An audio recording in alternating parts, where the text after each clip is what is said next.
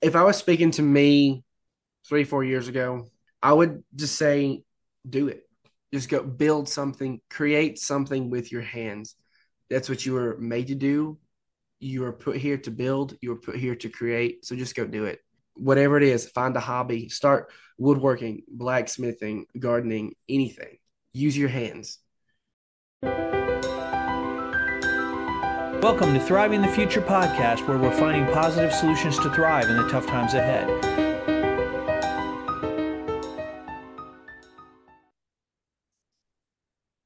Okay, welcome back to Thrive in the Future. This week, I have Grant Payne with me from Homestead of Payne on Instagram, right?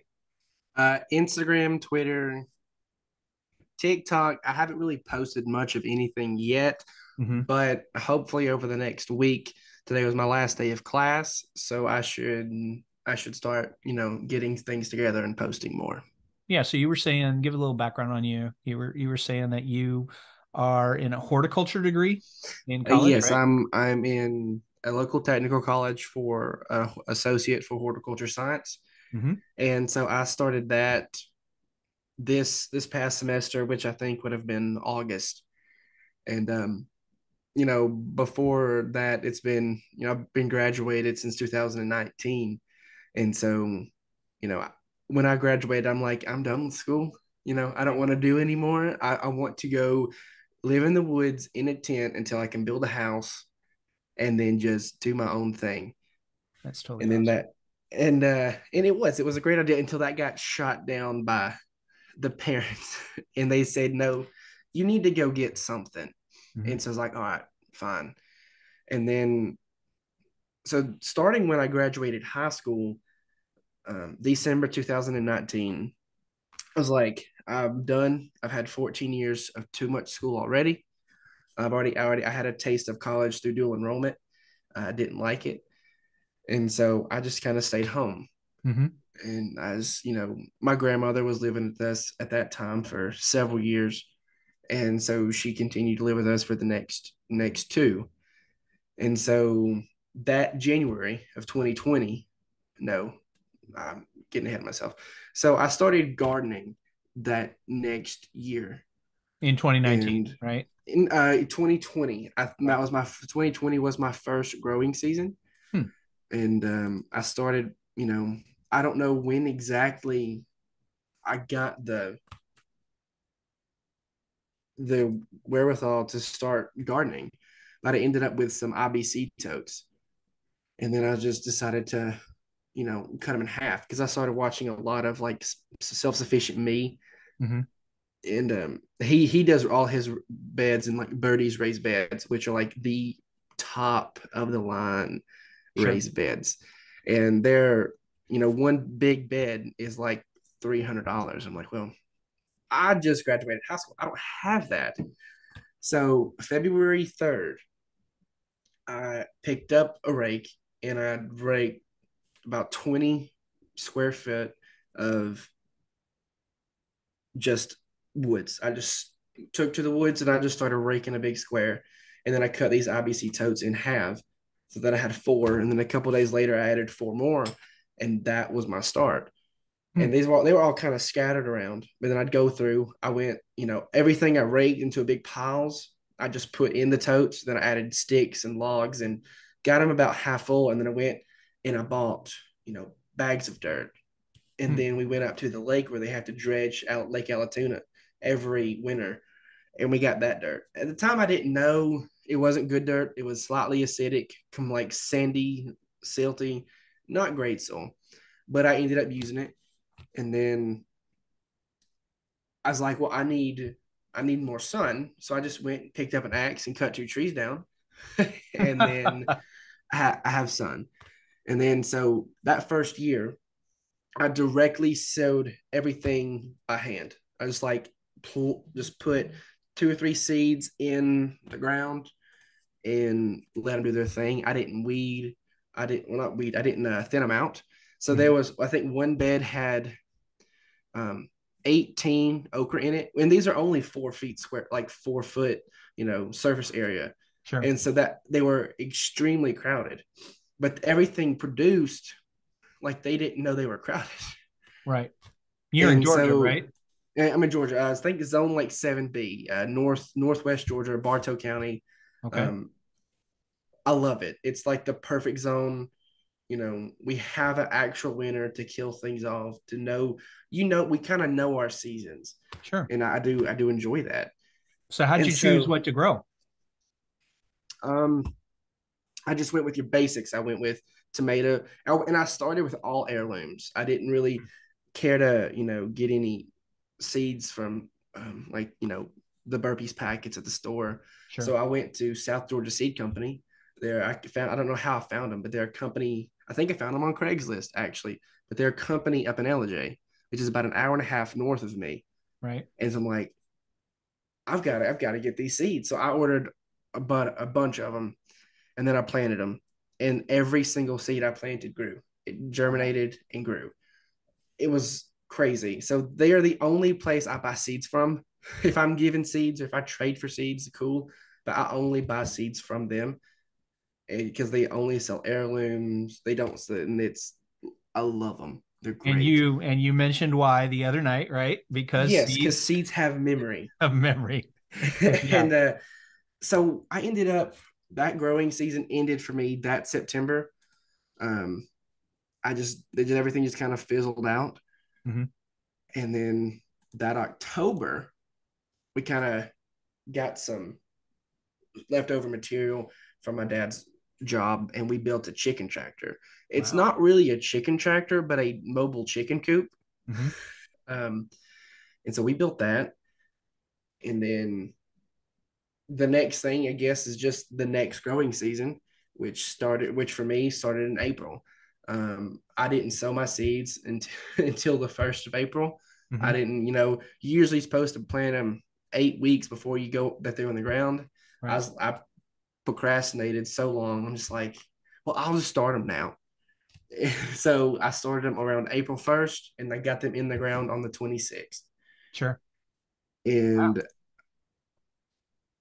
Yeah, I'm looking it at your pictures. I'm gonna have to, if it's okay, I'll No, include yeah, some of them on the you show can share notes, any right? pictures that you want. Okay. Because I think the thing I sent you is labeled by the date, and that's actually what I'm scrolling through now, looking at this. Right, right. Yeah, it's And real impressive. What you up to like, did you say you're up to like 70 raised yeah, beds? right now I think I'm up to 78. Wow. That's total. In my main garden section that you see here, where I Yeah. started with 8, and Mhm. then the next season I had 12, and then this season I started with 34. And I see you've got a tunnel with Yes. with raised Um, beds, and then it has like those cattle panels that form the tunnel. Yeah, so that's what I started with this year, and I put that on. Um, that was this year's kind of big addition. Other than just more space, I started to get more inventive because at the time I didn't get Instagram. I didn't start looking at Instagram until like this last May, Sure. and so I'm like, well, I need to go up. I need trellis with my cucumbers Yep. and or melons, anything that vines. Hmm. And so I was like, well, let's just get cattle panels. And then we got it. And though it worked wonderfully. And so what I'm gonna do is with this is when we move, we're gonna take the totes and everything. We're gonna, load them onto a big trailer, and we're gonna haul them to the new place.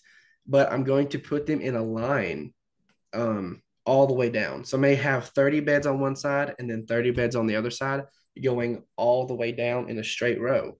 And Wow. then I'm going to get cattle panels, and then I'm going to take those cattle panels and I'm going to do what I do here. But instead of having it just be covering one, I'm going to take two cattle panels and link them together up top, Hmm. and then go down with another cattle panel, and then grow on either on the ground or in a raised bed. So then I would basically have three beds in a tunnel. Hmm. And so I can use the middle for things like beans and cucumbers and things that vine. And then I can use the cattle panel to tie down to, so tomatoes can trellis up.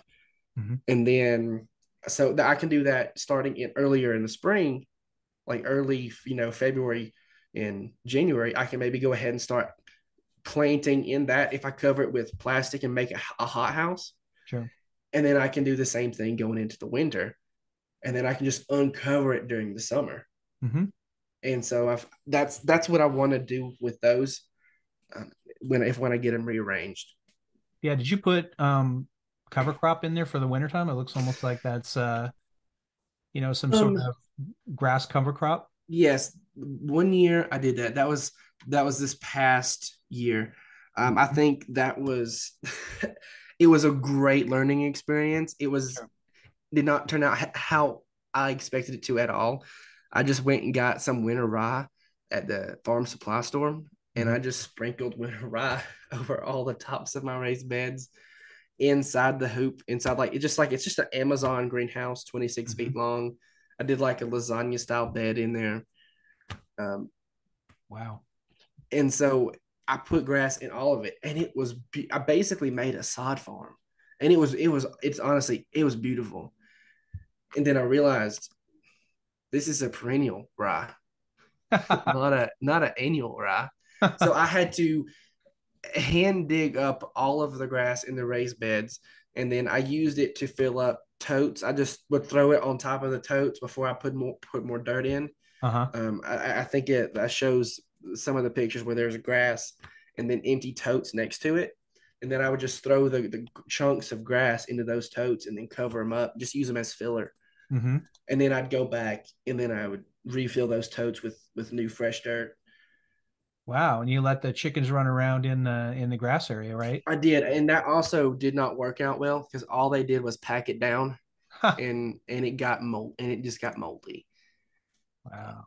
If I had gotten them in there when it was shorter, Uh-huh. or maybe even just cut the grass, um, it might have worked better. That's awesome. Yeah, so that's a lot of food to be growing with 70 raised bed. What do you do with all that food? Well, there's kind of a barrier, and that barrier is trees. Hmm. So I have in my main section, I have 34 beds, but I only get 3 hours of sun. Oh, So I'm kind of taking a hit, I feel, when it comes to produce. That and just, sometimes just the mismanagement as things happen in the garden. But this year I was able to produce 130 pounds of cucumbers wow. out of 25 to 30 plants, which is, average, like high end average production yield for cucumber per Mhm. plant. Sure. So I'm honestly I'm puzzled. I'm really really puzzled when it comes to that because they say you need 6 to 8 hours of sun and I get three. But I've always had a green hand. It's not just a green thumb. It's just a green hand, and that's why I feel like my parents pushed me to go back to school. Honestly, was the best thing that I could have done Sure. because I have fallen in love with the field. Like today, I took my woody identification final, Hmm. and we were given 100 trees, woody shrubs, and decorative stuff like that. But for the final, we had 50, and he went and took cuttings of all 50, lined them up in the classroom, and we had to walk through and identify all of them Really? With the from cuttings and leaves or just from just the cuttings and cuttings? leaves. Yeah. Wow. And I got every single one of them right, except Wow. for one. Huh. So so he gave us 6 extra credits. So there was total 56, and I only missed one, but it was a arborvitae, which is a type of evergreen, Uh-huh. and it almost looked like it was kind of very sprawled out, and it looked like a cypress. Wow. That's amazing. There's And not too many people who could do that. yeah, I mean, there was only two other people in my class that did that, that got a 100. And honestly, I loved it. I was the only person excited. I wanted to go through and do all 100 trees, but I was the only person in class that wanted to do that. So it, of course, didn't happen. Um, That's but yeah, awesome. so you asked what we do with all the produce. So with the pickles, my great grandmother has a sweet pickle recipe. Sure. It's not bread and butter pickles, it's just sweet pickles. Hmm. It takes about 3 weeks to make them. And then once the process is done, you have to let them sit for 4 to 6 months before they're good to eat. but I made 12 gallons of sweet pickles, Wow. and each gallon it was about 7 pounds of cucumbers. Wow. So what to make something that it takes several weeks to get right? I mean, what method are you using? Fermentation or No, you basically give them a salt bath, uh-huh. and then you wash that off, Okay. and then you let it sit for a certain amount of time, and then you take it and then give it another bath with something else, and then to help with the crispness, and then you take that out, and then you add a bunch of sugar over the a week, and then you just let them sit, and then you Wow. have the little bag of spices that you mix together and blend right, and they're great. I love they go in any type of salad, like chicken salad, any type of salad that is based with a meat, like egg salad or tuna salad, chicken salad, any of that. It is the best thing you could add. Right. There, I wouldn't eat them straight because it's basically candy, Mm-hmm. but it's a great thing to just add when you're making food. But then we add them to our deviled eggs, our potato salad. I love them. You take your stuff to the farmer's market too? No. So I haven't felt like I've had enough production to take to the farmer's market because I only have 30, I only had 34 raised beds. They Mm-hmm. weren't all being used like completely, I should say. I didn't attend to them as much. And with the lack of sun, the tomatoes didn't really thrive. I got a fair amount, enough for me to eat and to give away, to share, and to have enough that spoiled. But I Right. don't think I ever had enough to market. Next spring, I was going to look at trying to get into some to sell plants because I've been going and wholesale buying plants from Lowe's, Mm-hmm. and I got 26 hibiscus trees, like yours, like not like a Rose of Sharon, but just like a regular hibiscus with like big pink flowers. I got 26 of those for $1.42 each, Wow. instead of $26. Hmm. And then I got 50 blackberry bushes for $1 a piece instead of 14. So I just was go in, like see what they've got on clearance. Is like, all right, I'll take all of them. Give me your best price, and then I tell them what I would pay for it. And then sometimes they do it, sometimes they wouldn't.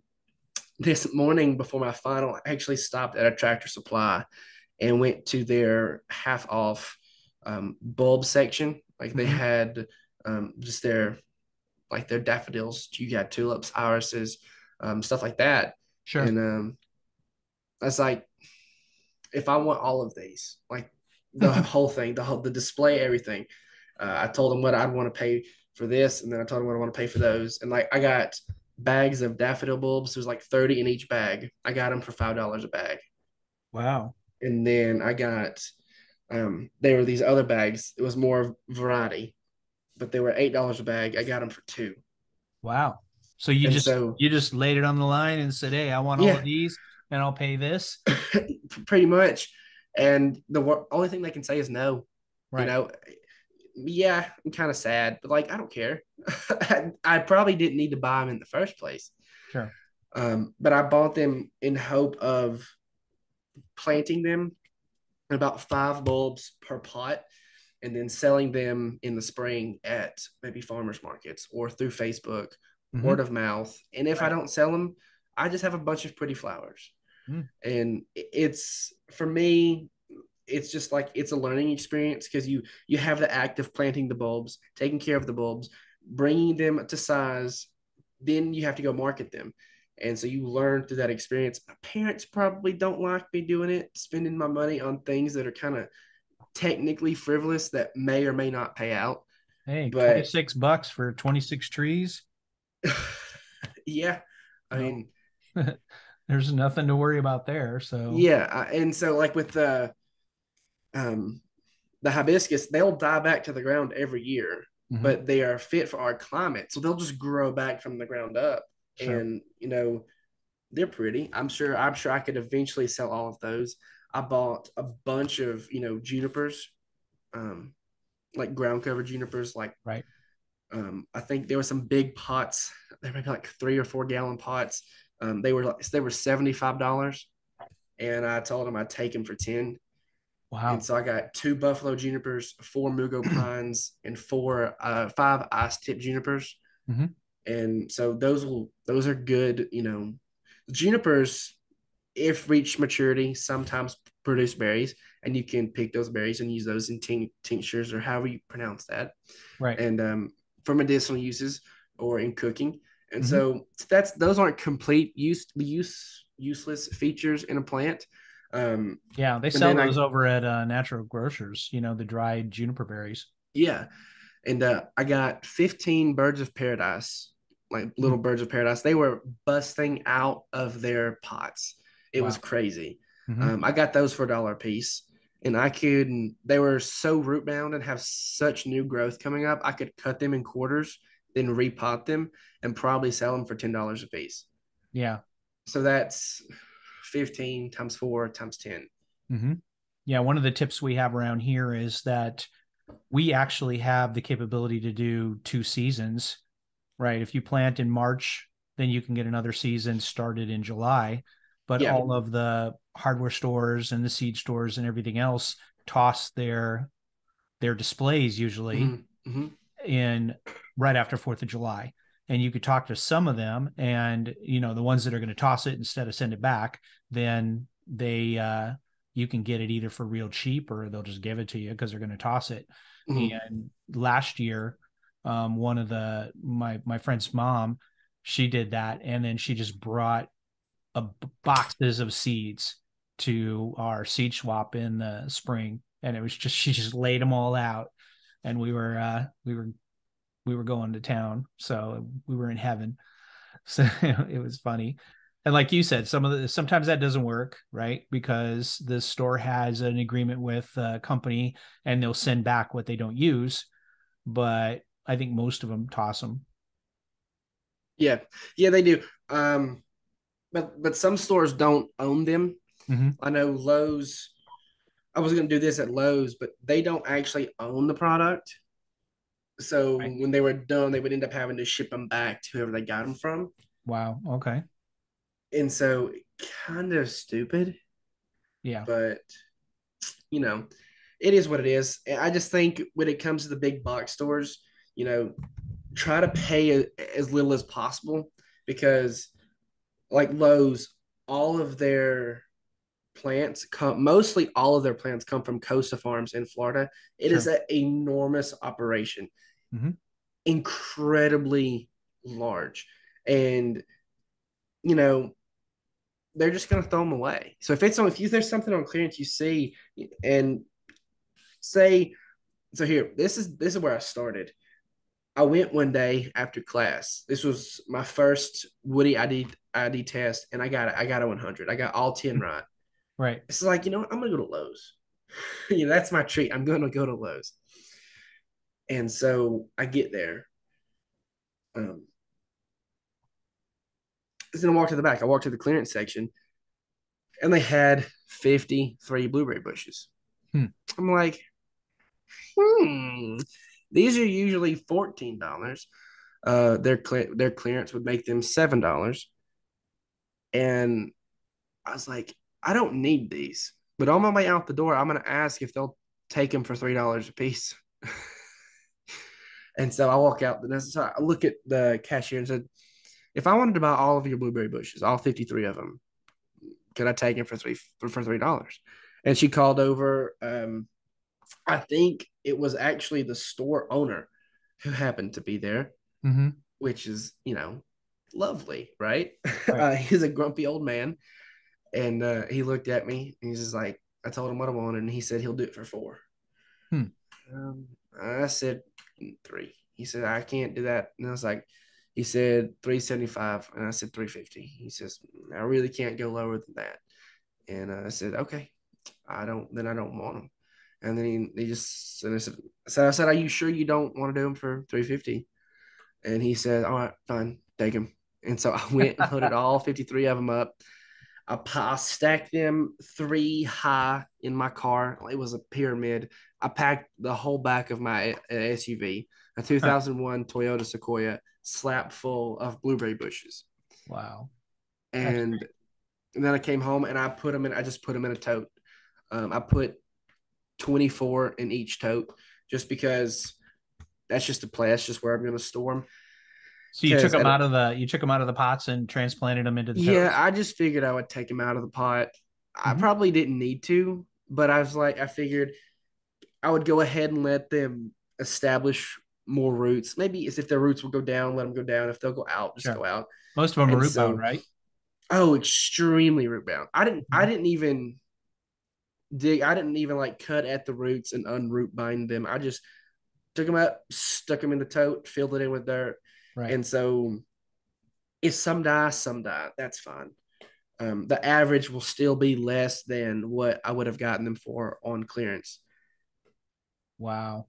or even full price. And so whenever we get to our final destination, which we're slowly moving towards, I can dig them all up, and then I could just throw down.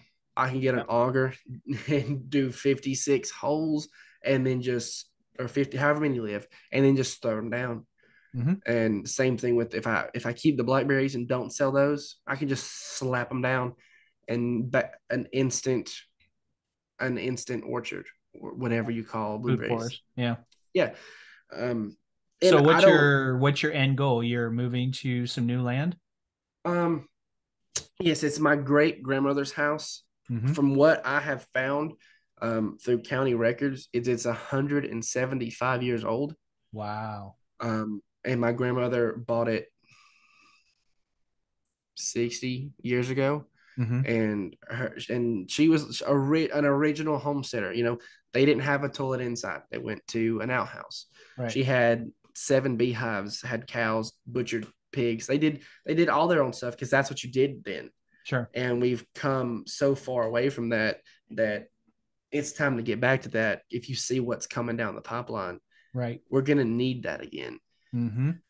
And so getting back to her place, it would be 15 acres, and those 15 acres butt up to my grandmother's 10 acres, and then across the street it is 17 more of my grandmother's acres of my grandmother's land.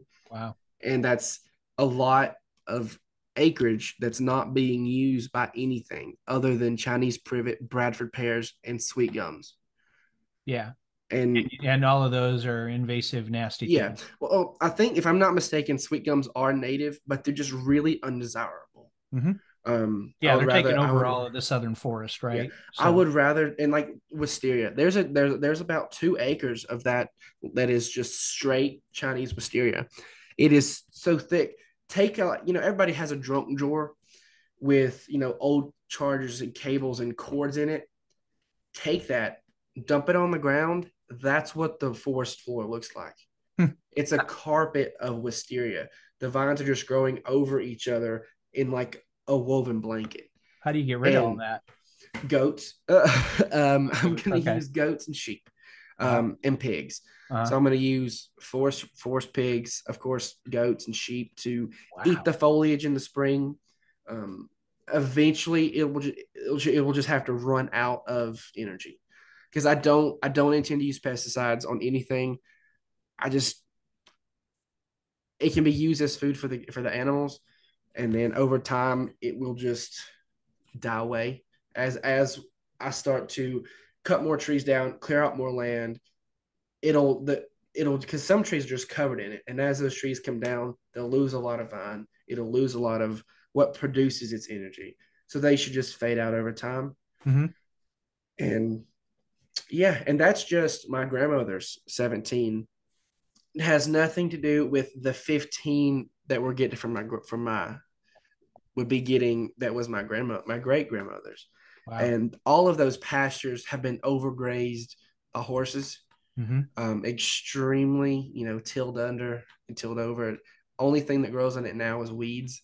Hmm. So that would have to be rehabilitated. Sure. Um, and one of the ways I've been thinking about doing that is bringing in wood chips, you know, and just tilling like all the pasture, and then seeing if I can get enough wood chips brought in to leave like 3 inches of mulch all the way across all of it, Right. and then over the next year let it break down, and then come that spring till it under again, and then sow just sow a good cover crop and leave it all year. Let it go to seed, and then mulch it down again, and then just start to build that soil back up. Mm-hmm. Wow, that's pretty great. So you are really focused for a college guy. Well, I guess. That's awesome. So what kind of advice would you have for other guys your age to get started? What if I was speaking to me 3, 4 years ago, Mm-hmm. or just any guy, any man, I would just say, do it. Just go build something, create something with your hands. That's what you were made to do. You were put here to build. You were put here to create. So just go do it. I don't, whatever it is, find a hobby, start woodworking, blacksmithing, gardening, anything. Use your hands. Just, That's just the use money your clip. hands. That's the money clip right there. That's going to go at I the mean, that's at the beginning of the episode right there. yeah. And because it's so true, because whether it's building a Lego kit, sowing a bunch of seeds, um, carving wood, just carving a walking stick, anything, Mm-hmm. just build something, do something, create something.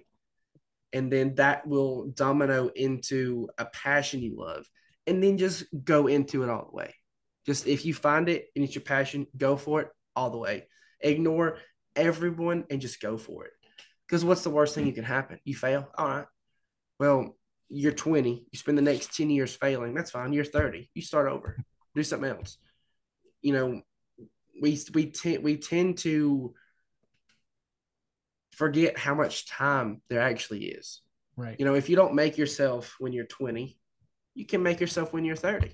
If you can't make yourself when you're 30, 40, or 50, you can make yourself when you're 60. Yeah. And if You you're can still alive reinvent after yourself. 60, you can reinvent yourself so many times Yep. that just don't give up. Right. And that's the key is, I mean, things are changing so much, reinvent yourself. Just Yeah, just go and do it. Learn new exactly. You skills. just you just have to start. And procrastination is a big problem now. I don't know if that has something to do with phones or how short our attention spans have become with just the constant bombardment of entertainment and phone screen and everything, Mm-hmm. that we just get so distracted that we're like, oh, I'll sit here and watch YouTube shorts or TikToks or Instagram live for an hour instead of going and doing something. Get in the gym. Go get in a gym. Yep. You can work. You can do something for an hour in a gym instead of on your phone. Yeah. Go lay on the ground in the sun for an hour instead of be on your phone. Read a book for an hour instead of being on your phone. Do something other than getting sucked into an algorithm. Yeah. What's your favorite book that you've been reading here recently? So, the last book that I finished or read a significant part of was My Side of the Mountain. Oh yeah. It was a movie, and Oh I've yeah. watched that movie several times, and then I realized it was a book, Mm-hmm. and then I realized, oh, he wrote two more. Mm-hmm. So I got the complete trilogy, and I would recommend it to anybody, any young man who has the desire to go out and do something. Go read that book. It may seem trivial, but it's about a young kid. I don't know how old he is, maybe 12. He goes out to the Catskill Mountains, finds a gigantic old dead tree, builds a house in it, but trains a falcon, befriends a raccoon, and just lives. And it's amazing. Yeah. And he didn't write the two extra parts of the story until after his mother died, Hmm. because he said his mother always told him that sequels were a waste of time. Hmm. um, and so he figured, you know, a lot of people kept, reaching out to him, like, well, what happened? Where does the story go? And his mother had passed, and he's like, well, you know what? I'm gonna write some more. I'm gonna write more, and he did, and it's just as good as the first part. Wow. Yeah, I read that and reread it when I was a kid. Yeah. Um, have you read like all three parts? I don't think I've read the second or the third part. Yeah, If I they're have, I don't remember yeah. how those go, but I reread I I constantly check the first book out of the library to the point where I might as well have just owned it. Yeah. Um, with me, when I read it, so like I first started reading, you know, year or two back, I'm just like, oh my gosh, this is TV in my head. What is this? What is this? And because last time I really read anything through thoroughly, I was in like fifth grade. Um, but I picked up these books. It's called um, Monster Hunter International, and Yeah. there's like 9 books to it. Mm-hmm. Each book has, I don't know.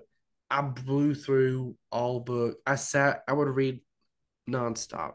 It would just suck you in. And then I'm like, this reading thing is actually pretty fun.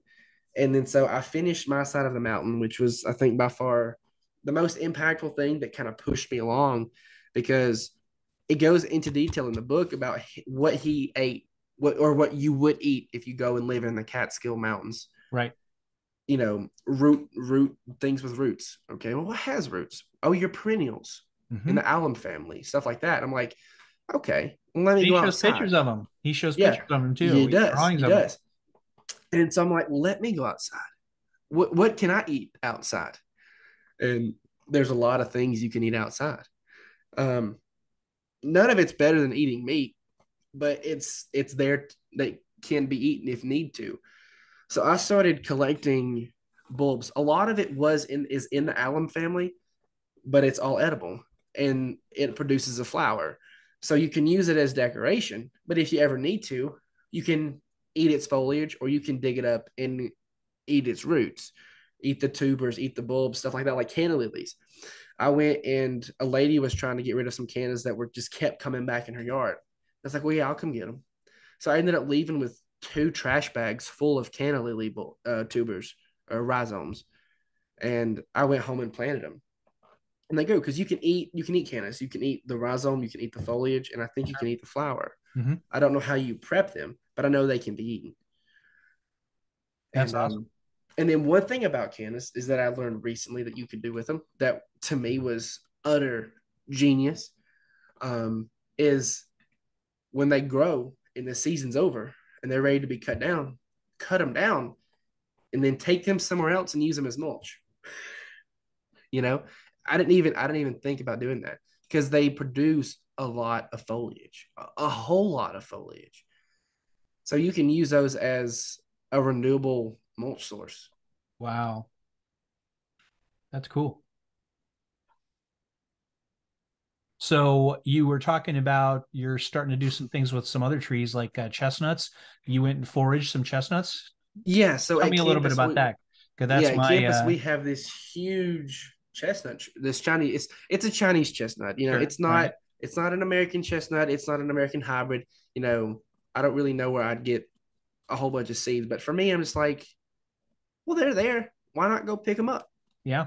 So I got a 5 gallon bucket and I just filled it full. It's been Hmm. sitting in the garage for a couple months. I was like, Yeah. I'm not doing anything. Let's go crack these babies open and see how many chestnuts I had. So I had 54. In the process of opening them, I busted 6 of them Hmm. or 5 of them. So I had 49 left. So I got an old uh, um, peanut butter jar and I put sand in it. I put chestnuts in it, put sand, layer chestnut, layer sand, layer Yep. chestnut, and then I watered it in, put the lid back on, and then I just buried it in one of my garden beds. Yeah. And so I'm gonna check on. I don't know when I should check on it, but I'm gonna eventually check on it again. Yeah. Here I check them in April. So Okay, so I'll check them in April, and then if they sprout, they sprout. If they don't, they don't. And you can bet your bottom dollar I will be back at that chestnut tree next semester yep. or next year, um, getting those chestnuts again. But this time Definitely. I'm going to get all of them instead of just a bucket full. I'm going Sure. to get all of them because I can. People are going to continuously want to try to grow their own food. Right. I say try because most people aren't going to be able to. Yeah. They're going to think, oh, this is a good idea. They're going to get it, plant it, and not follow through. Hmm. And so from I can capitalize on that by selling them those trees. Sure. And it's also a huge retirement plan. Chestnuts, pecans, pistachios, all almonds, all those trees do well in Georgia. Even almonds? So yeah, I'm pretty sure Georgia has a significantly large almond industry, which Okay. you wouldn't have thought, but they Yeah, do. usually those are zone 9, so yeah. It would be South Georgia, Yeah, but so some of them are some can probably make it in zone 7. yeah. But yeah, And so I figured, well, it's a free tree. If hmm it's a free tree, it's a free dollar. right. And so I figured, why not? And Yeah, if I definitely. don't sell the tree, I can plant the tree. If that tree has blight, okay, I'll cut it down and hope the rest of them don't get it. Right. And it's easy. And hmm for me, I have a hard time not doing that. I have a hard time not going for that easy fruit. Like the stuff I'm getting at clearance, I'm like, that's easy. I now have it. It's there. Now I just have to go move it. I have to go market it. I've got to go sell it and push it. Um, Chicken eggs. Those are so easy. Toss them in an incubator, check on them in 3 weeks. You've got chickens, hmm you know. Um, I have a hard time not doing that. I think I hatched out, I don't know, 4 dozen chicks this over this past year, just because I just kept tossing eggs in the incubator when we had too Sure. many. Did you sell them And on Craigslist? no, I just kept them. I have Okay. I have like 17 roosters, Yeah. but I just kept them. I threw most of the roosters in the. I've sold a lot of them. I did Uh-huh. end up selling some to neighbors, and then I just threw all the roosters out in the goats pen. So they're now adding, diversity to the parasite load, the bacteria load. So that will help confuse parasites and bacteria with more than one animal being on pasture. Yeah. And they're just doing their own thing. I don't have to feed them much because they're constantly scratching at everything. Yeah, we have And horses and a donkey, and the chickens go around and eat oh the yeah, that's eat the great. stuff out of their, And they out of their spread it manure. around too. They spread that manure around, Right. working it back into the ground.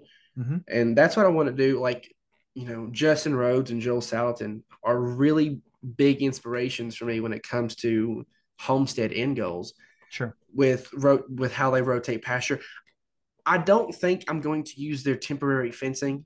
I don't see myself feeling like dealing with that. Um, a limb falls down and I'm having to chase 12 hogs.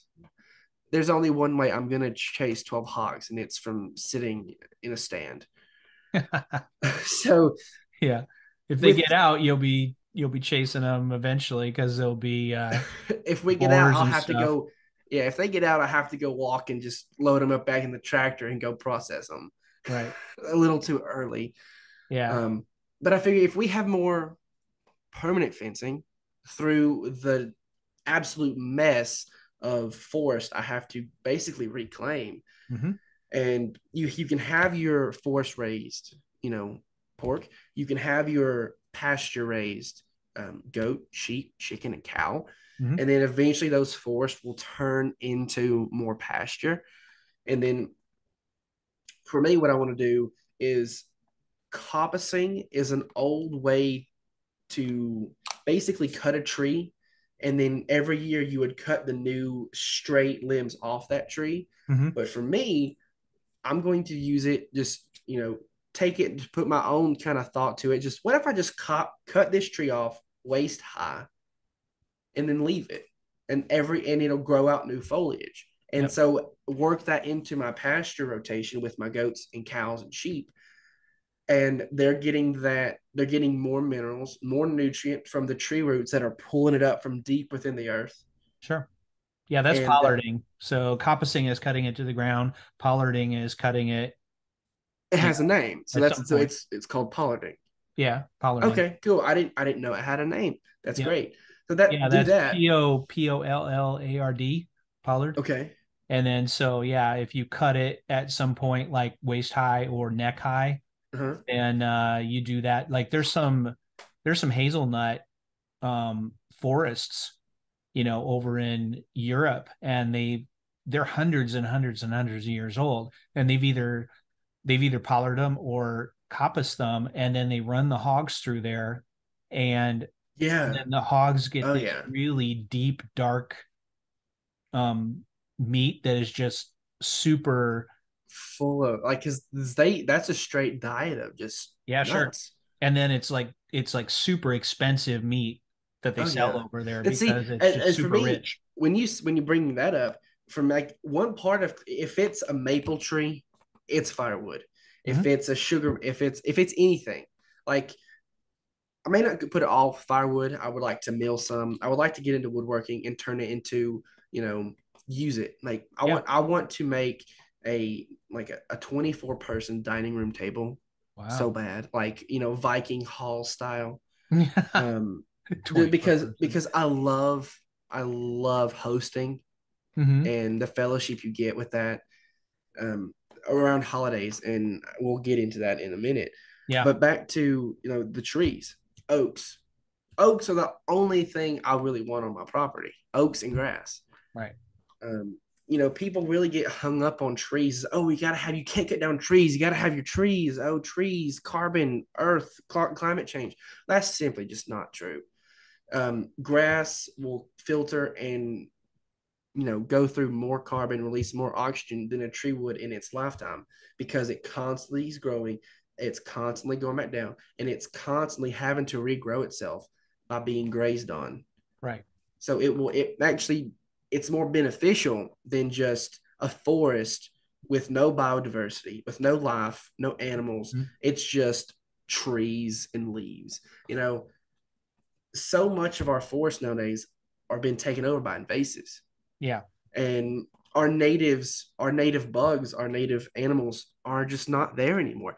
And that's one thing that I really want to balance in my homestead is the natives with the market gardening, market meat production, because you have your pasture. Great. Was there a way to make that a native pasture? I'm gonna try to find out. Um, because I know a guy in Alabama on TikTok. He tries to save, like grasslands, because it used to be like savanna grasslands with oaks. And I figured, well, he's in Northwest Alabama. I'm in North No, he's in Northeast Alabama. I'm in Northwest Georgia. So I feel like there's gonna be some run over right there. And so that's kind of what I want to turn that back into is there's loads and loads of ash maple, which it's Yeah. not good for anything. You can't tap it. You can't get syrup from any maple here because we're not, you got to be like at the Kentucky line. Sure. And so those are just all going to be firewood, going to be replaced with grass, give the oaks more breathing room Hmm. so they can grow and thrive and do wonder. And then like with the chestnuts I'm growing, like you said with that, if I don't harvest them, the pigs can eat them. The pigs can forage because I have two ossabal, which are a heritage breed from an island off the coast of Georgia that the Spanish brought over in like 1527 and just let go. Wow. And so they're a naturalized breed of pig that I got two of. Wow. I know somebody who has more, so we could swap boars and Hmm. kind of keep our diversity going, Sure. and then use those as market pigs, cross them with a more meat production pig because these are kind of slow growing foraging pigs. But if say you cross those with the Berkshire, well, you have a more market ready producible pig. And so that and like because and that's just what I want to get into eventually is chickens, cows, sheep. I already have goats, but on a significantly larger scale, because with the pasture we have up there, we have some really good pasture on my grandmother's side.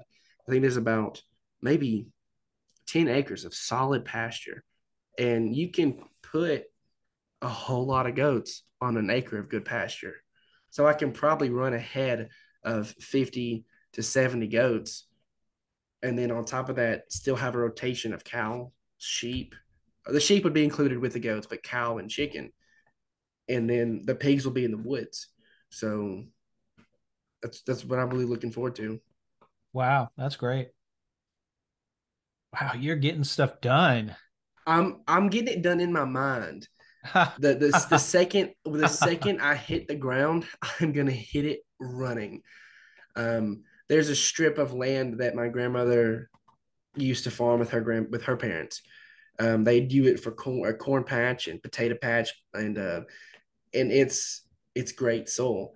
But over the last 40 years, it's become covered in pines. And if I'm not mistaken, they're Virginia pines. We Mhm. don't need Virginia pines in Georgia. We have short needle pines. They're still a native to the states, but it's not really a North Georgia esque pine. Sure. So all of those are getting cut down, and I'm going. That's what I'm going to use to do my market gardens, my market vegetable garden, my market flower garden, and with the tunnel houses and hoop houses, and just have maybe 12 or so of them eventually. I'm going to start with three because I'm crazy, and I don't do anything small. So I'm gonna start with 300-foot tunnels, and then just hit the ground running when those trees are cleared.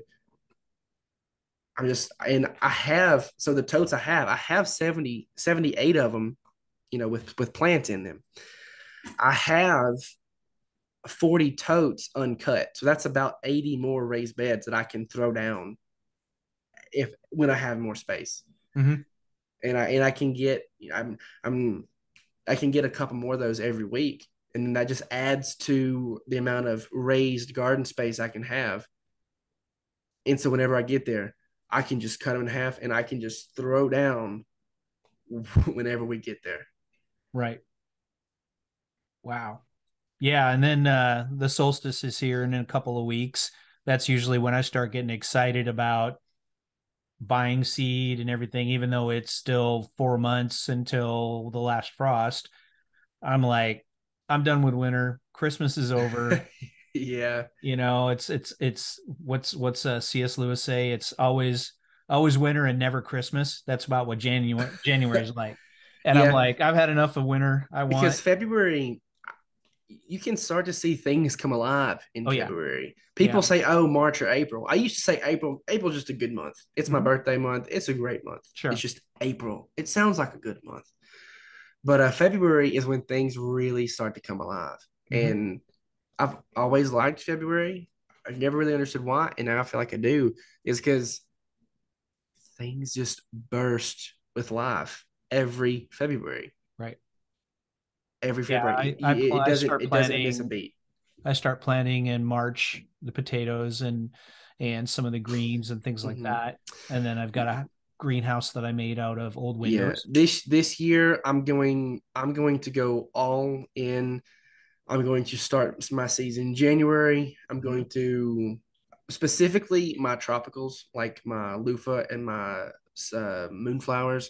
Those Yeah, are getting those started in moonflowers. January. Yeah, talk a little bit about the moonflowers. You were talking about that the other night, and it was just that Oh, was they're amazing. they're a beautiful flower. It's a tropical morning glory in Yep. zone I think 11 to 12. I forget where they're from, but my grandmother had some seeds, and then she says, "Well, they only bloom at night." And I'm like, "What? A flower that only blooms at night? I've got to see this." So I drove up to her house. She's about 30 minutes away. And that's where we're hopefully going to be moving to. Sure.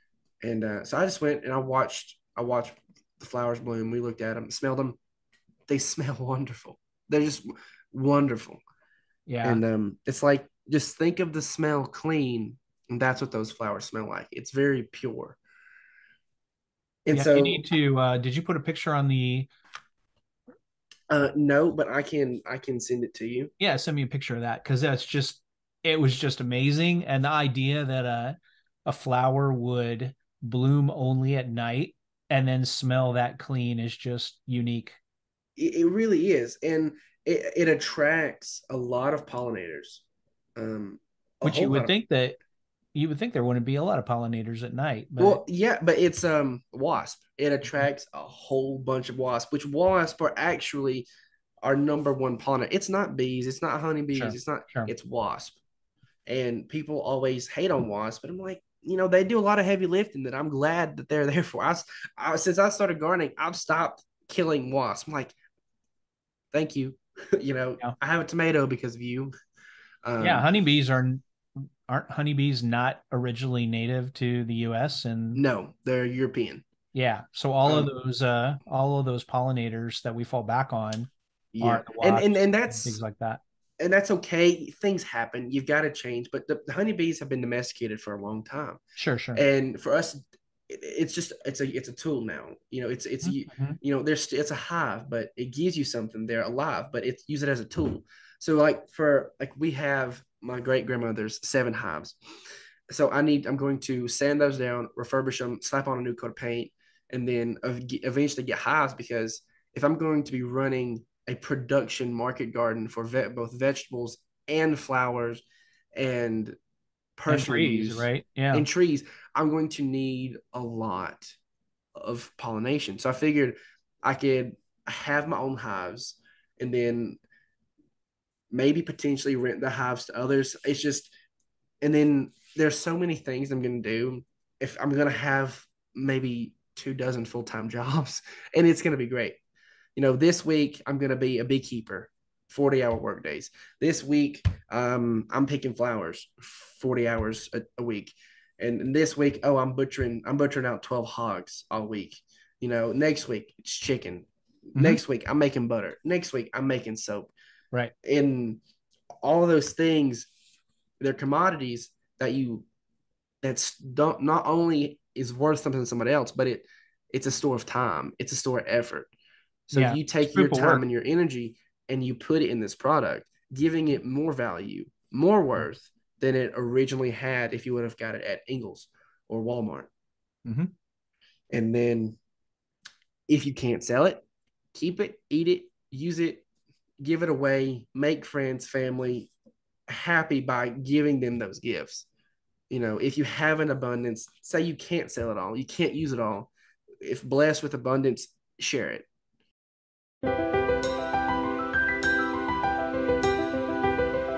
Thank you for listening to the Thrive in the Future podcast. If you like what you hear, click that subscribe or follow button in your favorite podcast app.